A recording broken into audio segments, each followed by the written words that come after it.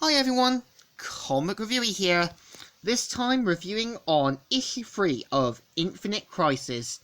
Now, as you know, Infinite Crisis was a 7-issue series that was not only meant to feature the return of Superboy Prime, the original Earth 2 versions of Lois Lane and Superman, but was also meant to try and bring back the multiverse.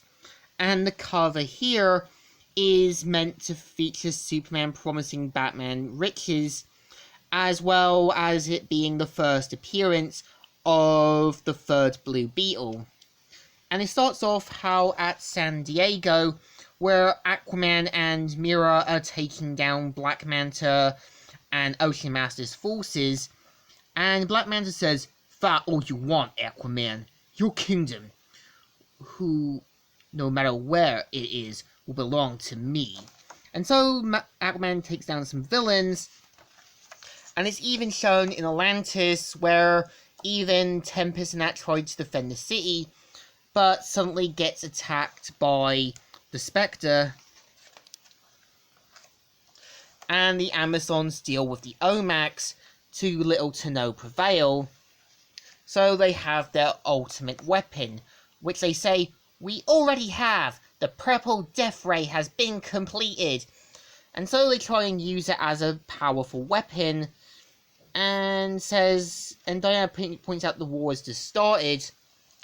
Batman tries in vain to get Omac to stop, and despite not listening to him, he gets so angry he throws a chair saying, "Stop this!" And so pretty much Omac continues its rampage.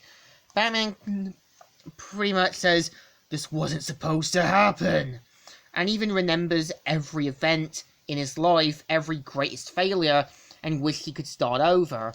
And so, the original Earth 2 Superman shows up to promise him that he can fix his mistakes, and says, "Not yet." And so we pretty much have Power Girl, now with her memories back, talked with Lois Lane about everything that has happened, and pretty much Luthor of Earth 3 says that Lois Lane needs some rest, and Power Girl says, "Take care of her, Alex." And so Superboy Prime tries to talk with him about bringing the multiverse back, and had she, thought about it. And she did say to her cousin that she did think about it, but Superboy Prime does get annoyed with her, and Kara does point out that the multiverse was unstable, and this could have any consequences of their actions. And it's even shown that Superboy Prime is jealous of Connor Kent, of the life he should have had, and even gives Power Girl Lois Lane's journal about everything that's happened. And so you introduce to El Paso, Texas, where Jaime and his friends are talking, and pretty much you got the Shadow Legion handling ruptures and everything else. Superman shows up to save a fallen skyscraper and fix it just in time. And this is the moment where Jaime ends up becoming Blue Beetle. And meanwhile, in the Thanagar War and that, heroes are basically dealing with any potential danger. And it's even shown in Keystone City that Wally West and Linda are now parents with twins, so Wally goes in to help the other heroes.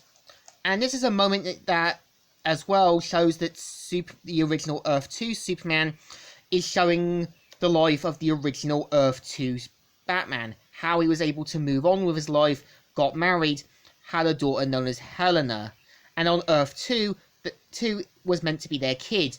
Well, on Prime Earth and that, Damian was basically Batman and Talia's son. And Batman does point out that due to Batman's death at the hands of a son of a convicted criminal, he basically knew this was the end of Earth 2, and even promises Batman to bring back his Earth. So after Diana tells them to, shut down the Purple Death Ray, she convinces the other Amazons to hide Themyscira and from herself and the Omax, and even has the gods to do the task. and pretty much seals it off from the world of man. And it's also shown that Alex Luthor is posing as Lex Luthor, even captures Black Adam when they fail to get Mary Marvel or Billy Batson. And so Lex Luthor confronts the imposter and pretty much makes short work of him.